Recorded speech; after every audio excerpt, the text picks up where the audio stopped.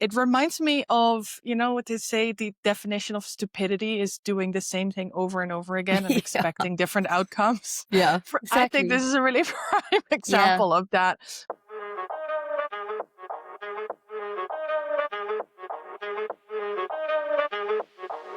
Hi, Sam. Welcome. Very excited to be speaking with you today about deep seabed mining. And I thought, instead of me formulating a question based on kind of my knowledge about the topic or expectations, I thought you work on this day in, day out, kind of based on assumptions that you've heard or questions that people ask you. If you had to explain to someone that had very little background in law of the sea or deep seabed mining, what would you say are some of the key things they would need to understand as a basis, which will be great for our listeners to understand before we're going to dive into this a lot deeper? A great question, and thanks for having me. I think the key thing to understand about deep seabed mining, particularly in the area that I work in, is that we're talking about mining under the seas really, really far out. So particularly where I work, it's the deep seabed under the high seas. And we're talking about accessing resources that are anywhere between sort of 3 kilometers to 6 kilometers under the ocean. So when we're talking about this type of mining, we're talking about quite a technically difficult area to get to. And we're also talking about areas of the ocean that are really untouched and in some cases quite understudied. I think it's always interesting to know the type of, what's being targeted down there. And there are 3 sets of resources so far that are the target of deep seabed mining. The first are polymetallic sulfide deposits at hydrothermal vents. It's The a mouthful. second, yeah, it is exactly. The second is cobalt-rich crusts at underwater seamounts. So those are just underwater mountains. And the third, and the one where there's the most interest from the mining industry, are polymetallic nodules on abyssal plains. And what those are these like potato-sized rocks that sit at depths of about 4 to 6 kilometers deep. And they sit on the seafloor. They have minerals in them such as manganese, copper, cobalt, some rare earth minerals. And that's what we're basically talking about when we talk about deep seabed mining. Also really important to recognize that because we're talking at depths that are so deep, when you're mining there, it's mostly going to take place by remotely operated vehicles, not mostly, completely.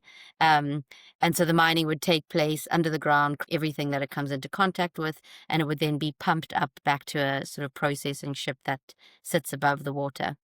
So I think that's like one of the really important things to understand about this entire industry or potential industry or regime is that it's really far out. It's really new. There has been exploration going on for ages, but it is this sort of, it's very different to what we understand to be terrestrial mining. Yeah, I had a conversation for last week's episode where we touched upon the common heritage of mankind, which is of course closely linked to this topic, and just generally how under or like unexplored the deep sea is, Yeah. and often described saying that we know more about the surface of the moon than that we know about what's going on in the deep sea. Could you maybe explain, building on last week's episode, how the concept of common heritage of mankind plays a role here? Maybe briefly repeat what the principle means, and then how this is connected to deep seabed mining. Yeah, absolutely. And it's such an important question, I think, to bring up at the beginning of this discussion, because the common heritage of humankind principle is completely central to the deep seabed mining regime. Um, I do want to just clarify when we're talking about today, what we're talking about is there can be deep seabed mining both in areas within and beyond national jurisdiction. So we're Mm-hmm. talking about deep seabed mining in areas beyond national jurisdiction, particularly in the The high seas. deep seabed under the high seas. Exactly. And under UNCLOS, that's called the area. The common heritage of humankind principle is that basically that the resource or area that you're talking about is a resource that belongs to all of mankind. So it forms part of the common heritage. And what that essentially means is that any use of that area or the resource found in that area has to be for the benefit of all of humankind. And that includes, very importantly, present and future generations. And in the context of deep seabed mining, I think this concept actually sort of first came about in I think it was 1967, when UNCLOS was being negotiated and the Maltese ambassador spoke about this common heritage of humankind. And what's so important about it in the context of deep seabed mining, and I think is often forgotten in the conversation, is that you have to remember the context in which this was negotiated, and that was a decolonization context. Hmm. Here we were talking about, they believed at the time that there was little environmental impact. There was nothing at the bottom of the sea. That's obviously since been proved to be completely incorrect. But there were these mineral resources, and they were going to bring about this brand new economic order. Obviously, as I say, this in the context of decolonization, where there was already huge inequality between, the developing world. And so there was kind of this idea that if and when we mine the deep ocean, it needs to be this benefit sharing and this equity that's involved for everyone involved, both developing states, future generations. It's really interesting to always see these things in the historical context, with also last week's episode, we touched more upon the fact that it was also in the middle of the Cold War. So there's just a lot of power politics and Yeah. dynamics going on there. At this stage already, there was something set up called the International Seabed Authority, which plays a very important role in this context. Could you explain a little bit what the role of this authority is? Yeah, absolutely. So it wasn't quite set up yet, I think, when this concept was discussed in 1967. But the International Seabed Authority, or the ISA, as it's commonly known, is a key part of the regime under UNCLOS that governs deep seabed mining in the deep seabed. So the ISA is set up. It's an intergovernmental regulator that has the dual mandate of conducting, carrying out, and controlling activities in the area. So this means anything to do with deep seabed mining in the area, as well as protecting and preserving the marine environment from the harmful effects of deep seabed mining. Um, I think it's really important to point out, because I think generally people get quite confused by this. This is not Hmm. some independent regulator, it's an intergovernmental body. So, what that means is that the ISA is actually states acting in their capacity as the ISA to govern deep seabed mining in the area. So, any activities relating to mining that happen in that region comes down to decisions being made by states as a cooperating together. And that's what Yeah. the International Seabed Authority is. The permanent office of the ISA sits in Jamaica. And at the moment, states meet twice a year, usually in March and July, to negotiate their mining code. And that's what they've been doing for quite some time. Just quickly, to give some context in terms of the structure, there's an assembly of the ISA, which is the ultimate decision-making body, and all member states of UNCLOS form part of our ISA members. There's also a Hmm. council, which is the main sort of executive arm, and then a secretariat, which is the staff that actually makes sure the day-to-day running of of the ISA takes place, and that's in Jamaica. Yeah. So in that sense, do you think you could almost compare it to a RFMO, a regional fisheries management organization, which is also very Yeah, much comprised of the states, but in a yeah. regional context, making I, decisions? I think you can draw parallels. I think the ISA is quite unique in its mandate, because it has Hmm. quite wide-reaching powers in this respect. Because all ISA member states are automatically, sorry, UNCLOS member states are automatically ISA members. It's got a really, really wide membership. So the ISA exists already under UNCLOS. It's not something that has to be set up, separately, and states cooperate Hmm. and agree to join that. It has the potential to be like quite a powerful intergovernmental body, and it has the mandate over the entire area, which makes up a huge portion of Hmm. planet Earth. So, Yeah. yeah, definitely some parallels, but maybe even more significant in some contexts. When we're talking about the UNCLOS and International Seabed Authority and how that all started, we're talking about the 70s, 80s. But actually, the whole industry of deep seabed mining, I think for most people is something that started to be much higher on the agenda in 2021 when the so-called 2-year rule was triggered. And then also more recently, again, with a unilateral declaration by the United States. It might be very helpful for people to better understand, okay, what is that triggering of that 2-year rule? And then now having the declaration or the unilateral, we should emphasize declaration by Mhm. the US, because they're two very different things, because the triggering of the 2-year rule is clearly following the procedures that are set up in this context. And the other is clearly just not really caring too much about what's agreed upon internationally.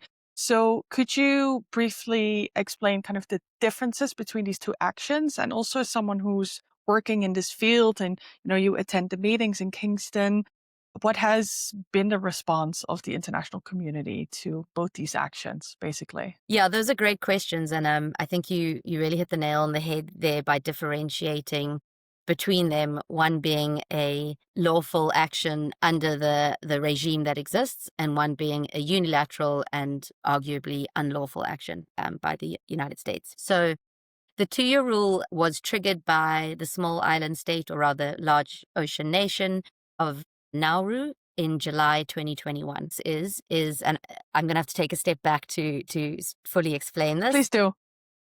Obviously, you have the United Nations Convention of the Law of the Sea, which is the main treaty that governs deep seabed mining in the area, as we already discussed. Now, as part of that, you also have another agreement called the 1994 Part 11 Implementation Agreement. And this agreement has to be read with UNCLOS when we're talking about anything to do with the ISA and deep seabed mining. It's quite interesting. The whole reason, and this is interesting particularly because we're talking about the US action, is that the whole reason this 1994 Part 11 agreement came about is because UNCLOS was concluded in 1982, and then some more developed states, particularly the United States, decided they weren't actually willing to sign and ratify UNCLOS because, and a lot of that had to do with this deep seabed mining regime, because it had given Hmm. too much power to developing states. When I say too much power, it really means equal power, and they weren't happy with Yeah, this. exactly. Exactly. So the 1994 agreement was almost essentially an amendment, but it wasn't labeled as amendment. It was labeled as an implementation agreement that shifted some of the power dynamics under the ISA and under this deep seabed mining regime to get developed countries to actually ratify UNCLOS. Yeah, just to add, such an implementation agreement to UNCLOS is not uncommon. There's more Yeah, examples of that. Also with exactly. the 1995 Fish stocks. UN Fish Stocks Agreement, which then resulted in the RFMOs. And nowadays we're talking a lot about the BBNJ or the High Exactly. Seas Treaty that's coming up. So, the act of such an implementation agreement after UNCLOS in itself is Quite part of common. that whole Exactly. like international law of the sea process, right? Exactly. Yeah.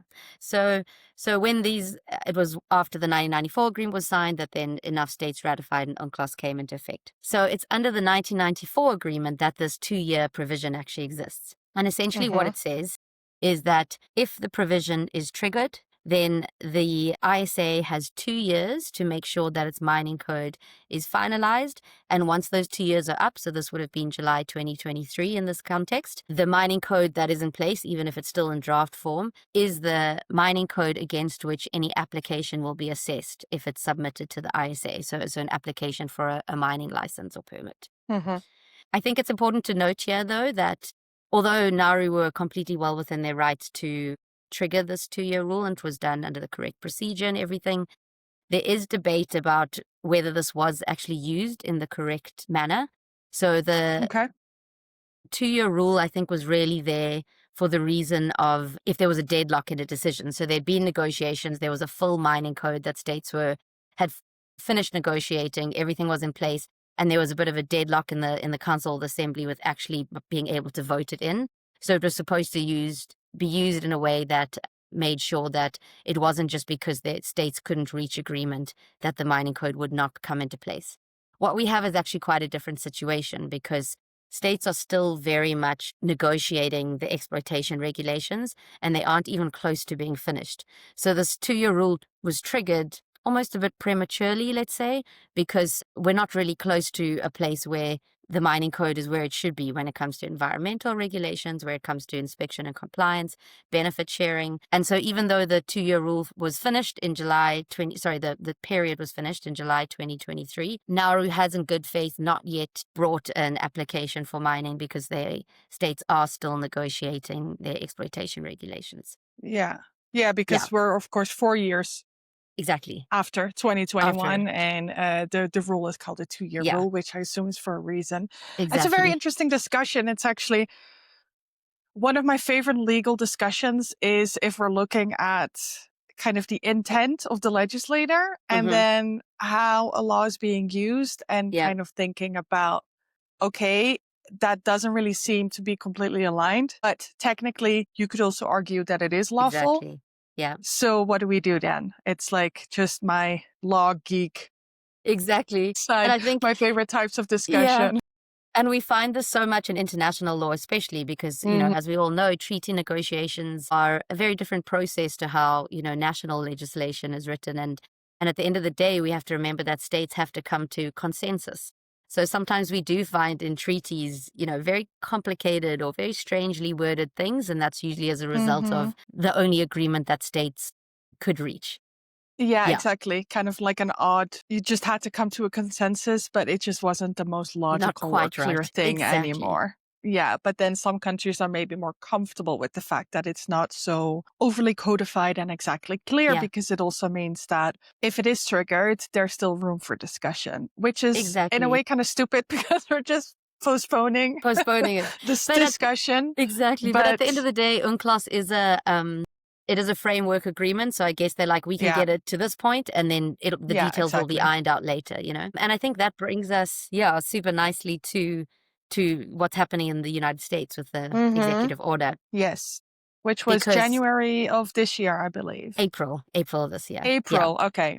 Yeah. Even more recent. Yeah, Yeah. exactly. So Nauru is a sponsoring state under the ISA regime. You can have, if you have private contractors involved, because we're talking about international law, they have to be Hmm. sponsored by a state to get a Okay. ISA contract. So Nauru sponsors Nori, which is a subsidiary of a Canadian company called the Metals Company. And Nori holds the contract at the ISA. Part of what's come with this whole triggering of the 2-year rule is that Nori says that it is ready to apply for a commercial mining license, so for a license for exploitation. And Nori had given the deadline that it was intending to apply for this in June of this year. Then what happened after the March meeting at the ISA, the metals company, TMC, that was the parent company of Nori, made an announcement that actually it was intending to file through the United States as opposed to the ISA.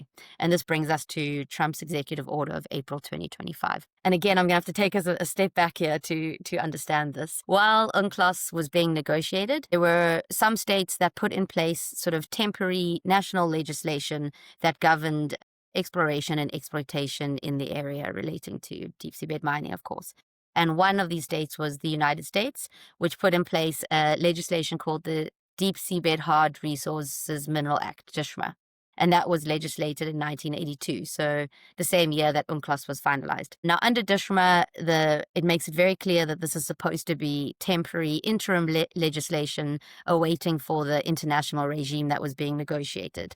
Now, obviously, as we just discussed, the US then never signed or ratified UNCLOS or the 1994 agreement and never became a full ISA member. So this 1982 legislation still validly and legitimately exists in the United States. So what Trump ordered in his April executive order was to essentially order the NOAA, and I might get this wrong, the National Ocean and Atmosphere Association, but the NOAA is Agency, the something like that. agency. Sorry, I that's it. think you got the most important part, the Most first parts, three, yeah, correct. exactly. Agency So, is correct. yeah. So NOAA being the national regulator, Trump's executive order made a direction to NOAA to expedite, when it comes to areas beyond national jurisdiction, to expedite the procedures between exploration and exploitation and applications for either exploration or, as they call it, commercial recovery licenses.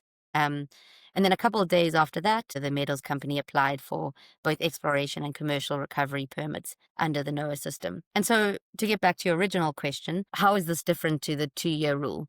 Well, the executive order very explicitly and very purposely is trying to avoid the ISA regime. So it's it's a unilateral decision in a regime which we've discussed is the common heritage of humankind. And under UNCLOS, Part 11 makes it very, very clear that the ISA is the only authority that has the mandate to provide any permits or licenses relating to deep seabed mining. So while the 2-year rule is working within the ISA section and using one of its provisions, the unilateral order by the US is trying to skirt the ISA and say, well, we're not bound to this, so we can go mine in the area as we please. Hmm.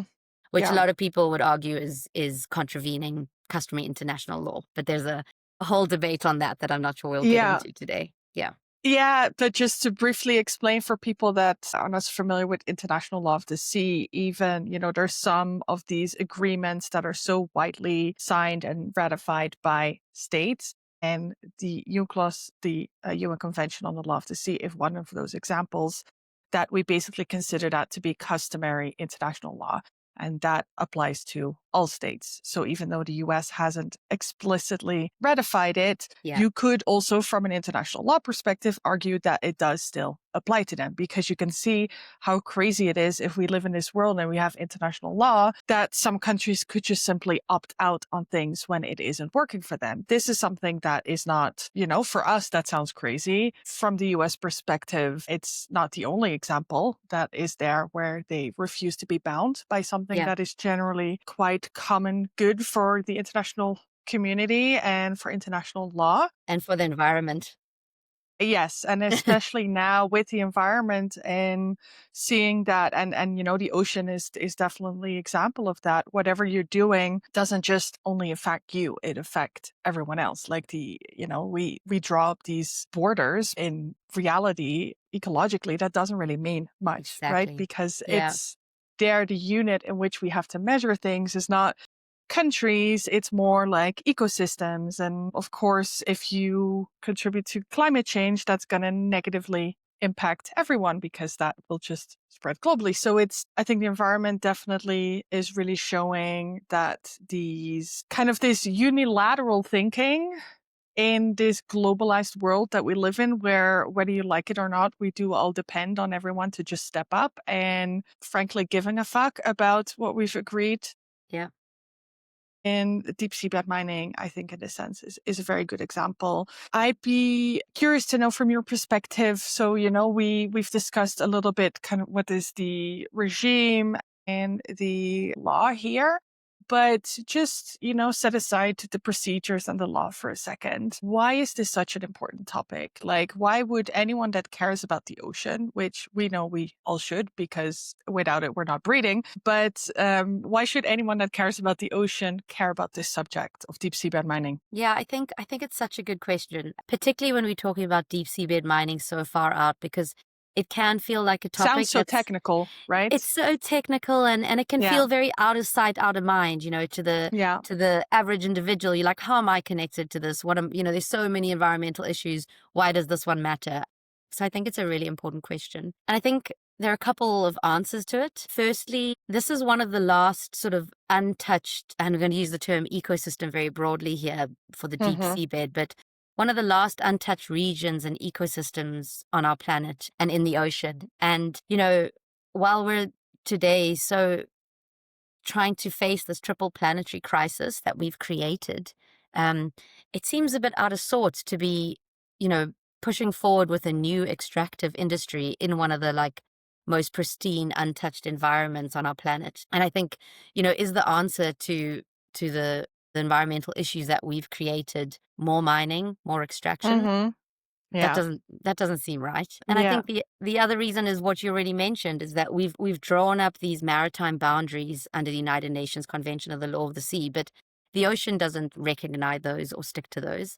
So while it might feel like deep seabed mining is something that's going to take place really, really far out, it's not. It's so connected to different ecosystems. It's connected to fisheries, the sediment plume that could cause disturbance on the creatures and the biodiversity that live there can have huge knock-on effects.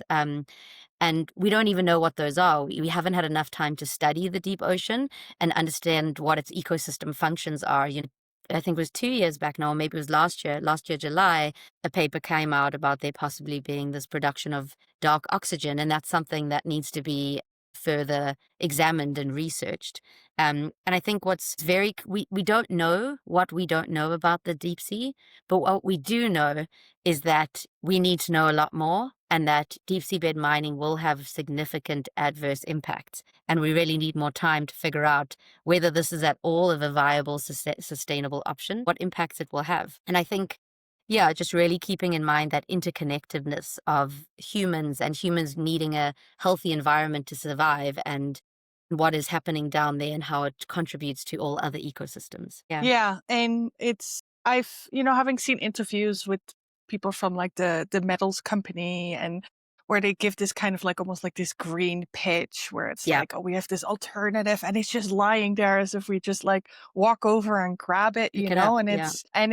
it's really quite crazy, as you say, because we're in a bit of a mess environmentally thanks to human nature. You would basically just be expanding everything that history has shown us is the reason for why we are in this mess, which is all these extractive industries. And like, why would we all of a sudden be able to responsibly handle such a Absolutely. high value mineral, and as if there's not going to be any like power play, or as if there's not going to be, commercial companies just trying to maximize profit at any Exactly. cost? And especially Yeah. if we already know it will, regardless, have somewhat of a negative impact on the environment. It reminds me of, what they say, the definition of stupidity is doing the same thing over and over again and Yeah. expecting different outcomes. Yeah. I think this Exactly. is a really prime Yeah. example of that, where it's like, yeah, it's a new industry, but also it's not really, because Exactly. it's the same industry that we have had, which is mining, which is taking natural resources that probably are not going to generate in the same speed that you wish to exploit them. Absolutely. And you're doing the same thing, which was already harmful, but now you're doing it in an environment that we barely know anything about. Yeah. And I think that's such an important point, and something maybe I should have mentioned at the beginning, that these resources at the bottom of the ocean, growth is very different at the bottom of the ocean because it's a completely different ecosystem. On human timescales, the removal of these resources is permanent. So one polymetallic nodule it takes millions of years to grow. So Hmm. their removal is permanent. Shouldn't we take our time to learn more about that? And I think you touched on Yeah. another important question, which is what industry is the deep seabed mining industry is really punting, is that this is the answer to the green transition. A really important point to note there is that one of the biggest metals that we need for the green transition is lithium. You don't find lithium anywhere at the bottom of the ocean. And Hmm. shouldn't we also be putting our attention more onto creating a circular economy, figuring out how we can do this in a way without extracting? And I think, and the last point to this is, which really, this is my worst excuse from the mining industry, is they say, well, deep seabed mining is a better alternative to terrestrial mining. There are all these human rights abuses that take place on terrestrial mining. We won't have that on the deep sea. And I just think that is the most unacceptable argument. Firstly, the human rights abuses arose from mining companies. And so now we're trusting the mining companies are getting to use something that they did in the past as an excuse to mine more. It makes no Yeah, yeah, sense. yeah. If you want the human rights abuses to stop perpetrating Yeah, human rights abuses. Don't mine another area.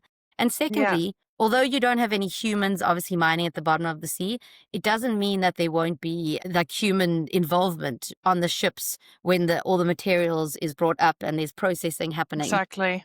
And Exactly. then we're talking about miles and miles out in the ocean where inspection and enforcement is incredibly difficult. Yes, which we know already Exactly. from the fishing industry, the shipping Exactly. industry. So many like seafarers, they're just massively at risk because of the nature of at sea operations. Yeah. You're out of sight, multiple jurisdictions that, have Exactly. some power to enforce, but no one really wants to take responsibility because it's so expensive to Yeah. enforce the law out at sea. The nerve that Exactly, some would exactly. have to bring things up. To use that as And a justification.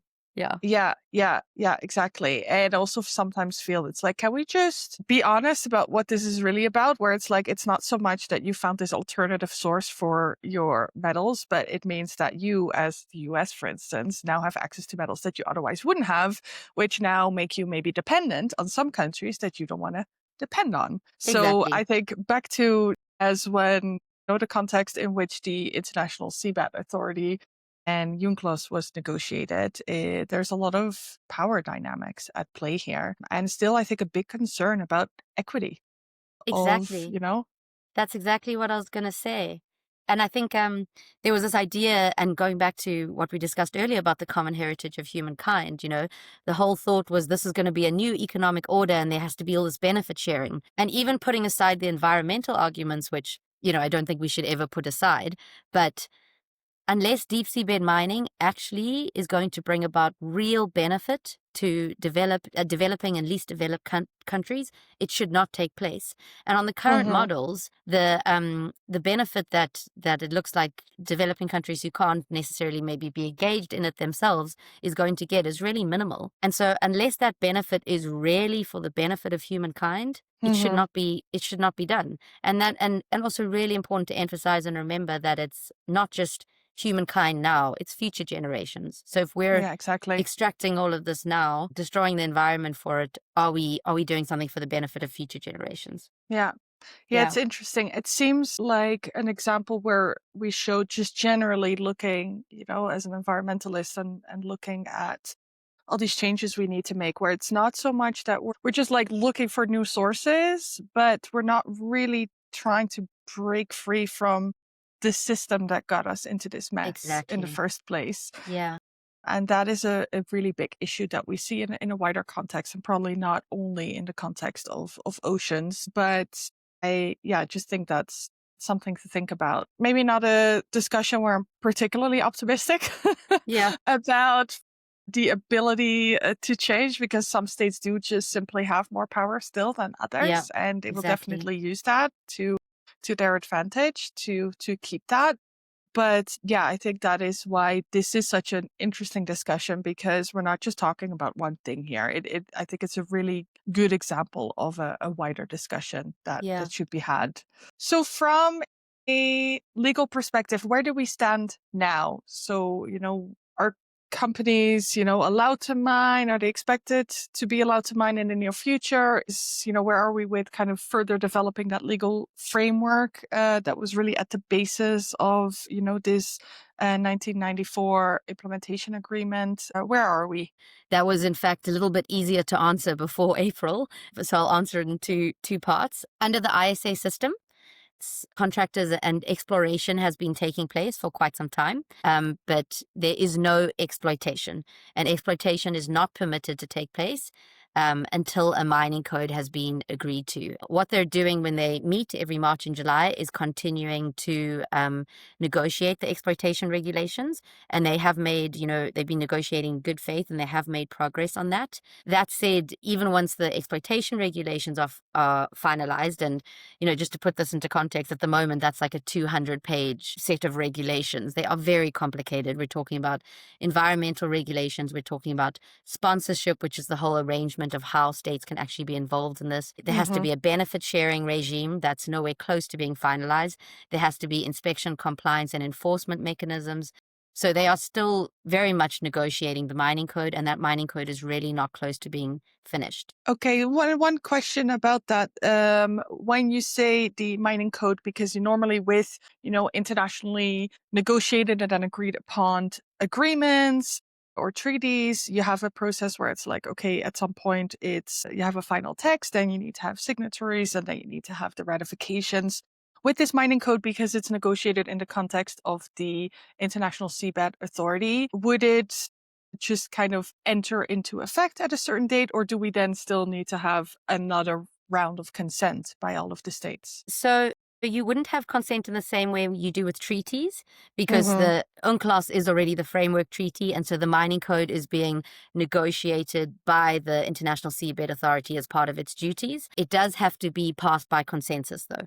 Yeah. Yeah, so it's But not once like it. that's done, we've really made progress. Yeah, once that's Yeah. done. But as I said, it's not just the We're not there. exploitation regulations. Yeah, it's also Yeah. the standards, it's The guidelines, benefit it's sharing. exactly, it's a whole Yeah. bunch of things.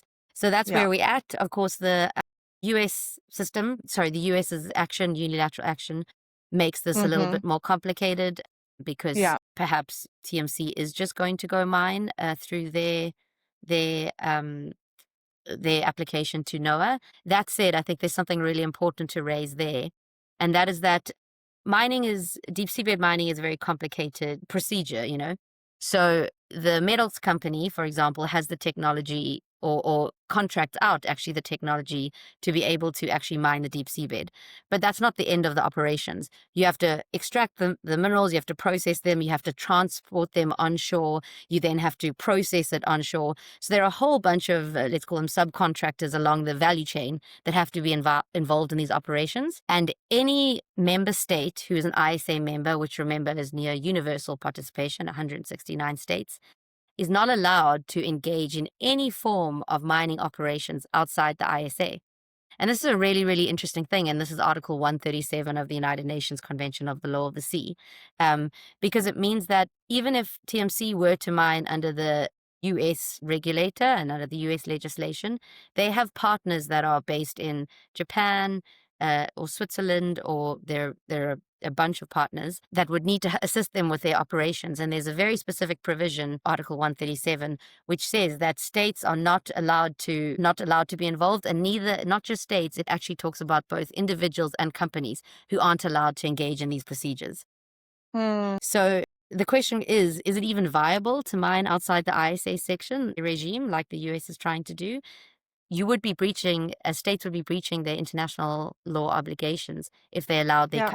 companies in their jurisdiction to do this. And that's a really important point. Yeah. Yeah, and those companies that are looking to do that, their state probably doesn't agree with them trying to Yeah. do that, right? Yeah. So you're going to have a conflict there, and they could use that Yeah. to stop those companies, basically, Yeah, unless exactly. everyone is going to relocate to the US, which would take some time.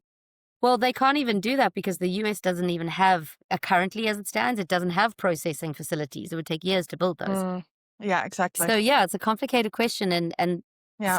ISA member states have the obligation to ensure companies don't engage in those, because otherwise, if they don't ensure that they're not engaging in these operations, they're breaching their UNCLOS obligations, and they can be held to account for a breach of international law. Some countries and organizations I've read have been kind of like calling for a pause or moratorium, as we say, on deep sea bed mining, which we've touched upon a little bit. Why that would make sense, because basically it was a bit premature to have this 2-year rule triggered. What would a pause like that, like let's say it's an official pause, mean in practice, and who actually has the power to decide these kind of things? Yeah, great question. And I think this call for a deep sea mining moratorium, or precautionary pause, as it's called, Mm-hmm. um, has been growing a lot since 2021, and there are now actually 38 states who are calling for a moratorium on deep seabed mining, 37 of them being ISA member states. And in terms of what that would look like, it would depend. States would have to implement it, so it'd have to be the ISA who actually decides to implement a moratorium on deep seabed mining. So states agree, okay, we're taking a pause. And what that would look like would then come down to what states agree that looks like. So it could be time bound, for example. So they could say, Mm-hmm. we're taking a pause for 15 years to gather more scientific evidence about the impacts of deep seabed mining before we proceed. Or it could be conditional. So until we know X, then we can only proceed. So however many years that takes. A conditional one is probably a bit more complicated, because as I just said, we don't know what we don't know. So we need to Yeah. figure out what are the conditions. Yeah. Obviously, another option is to have an absolute ban on mining, but most states are calling for more of a precautionary pause. Yeah, and we see that there is really just a large number of states then, right, that are really leaning Yeah. towards that. So we see some action of states trying to move ahead with this, but for the Yeah. large part, it's still there's a lot of caution by a lot Yeah. of states, which is reassuring. Exactly.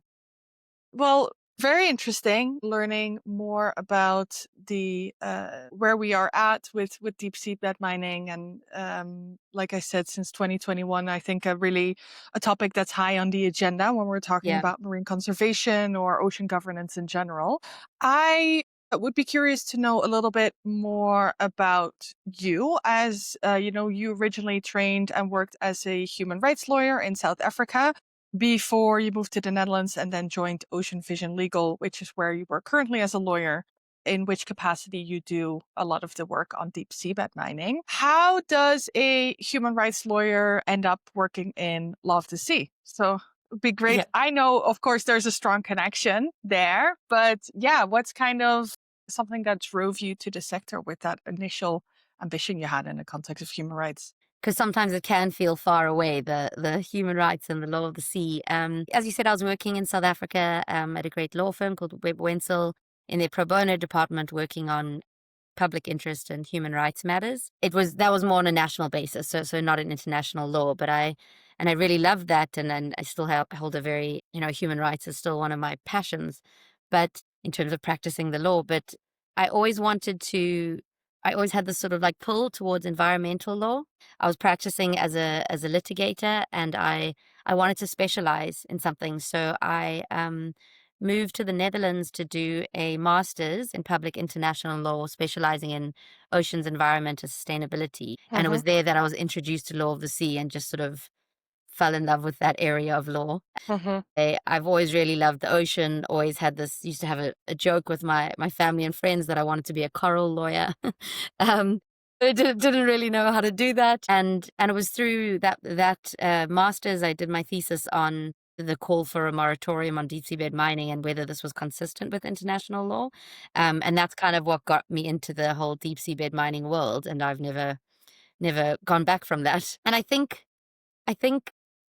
the more you get into it, the more you realize how connected it is to human rights issues. We tend to look at these things through separate silos or different prisms, but they're all really so connected. And I think that's something that the law firm I'm working at now, Ocean Vision Legal, really emphasizes and highlights this like connection of nature with human rights, and this idea that we need to be living in this more connected way with nature and seeing ourselves as parts of nature rather Mm-hmm. than something that stands above it. And I think from that respect, yeah, particularly as you say, we've gotten ourselves in such a mess when it comes to the environment on land, and I really don't want us to see us going the same way when it comes to the ocean. And I think, yeah, bringing out ocean rights and making sure we have a healthy ocean is also such important work when it comes to human rights and ensuring that we protect the ocean, that we have the resources we need to use it sustainably. I think it's all connected. So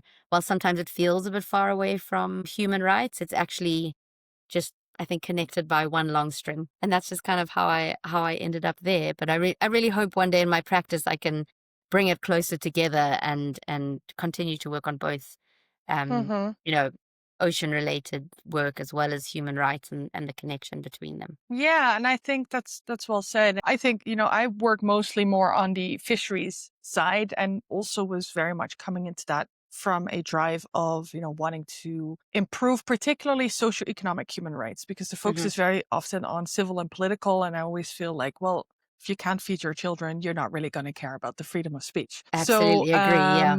and then kind of realizing how a lot of these socioeconomic human rights are already um, a challenge to establish, where we're talking about, the right to food, work, and then with climate change particularly, there is just such a direct connection between how well the environment is doing and how to what extent we can really uphold these international human rights. And then Yeah. where I work a lot in the fishing industry, we also have the clear violations of human rights because it's happening out at sea. So it's very people that work in this industry are very vulnerable. Yeah. So I think there's two dynamics here at play when we're talking about the connection between this environmental protection, ocean governance, and the human rights. And then, of course, there's, which I think has been acknowledged much more as kind of a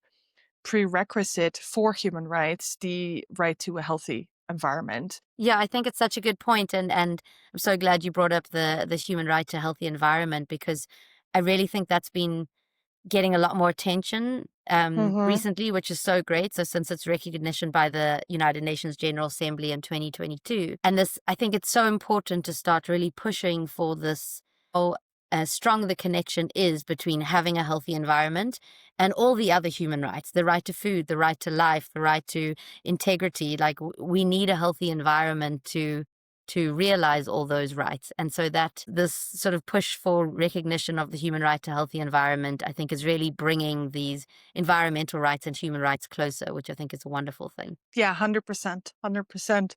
Wrapping up the conversation about deep sea bed mining, anyone who would like to learn more or maybe follow these developments, do you have any recommendations? Well, I'm first going to plug my own law firm, Ocean Vision Legal, because I attend the ISA meetings in every March Hmm. and July, and so I always publish a blog post after that, which will tell you the main sort of discussion points that were discussed at those meetings. Another great organization is the Deep Sea Conservation Coalition, or DSCC. They track the call for a moratorium really closely, and they also attend the meetings and give regular updates on what's happening with deep seabed mining.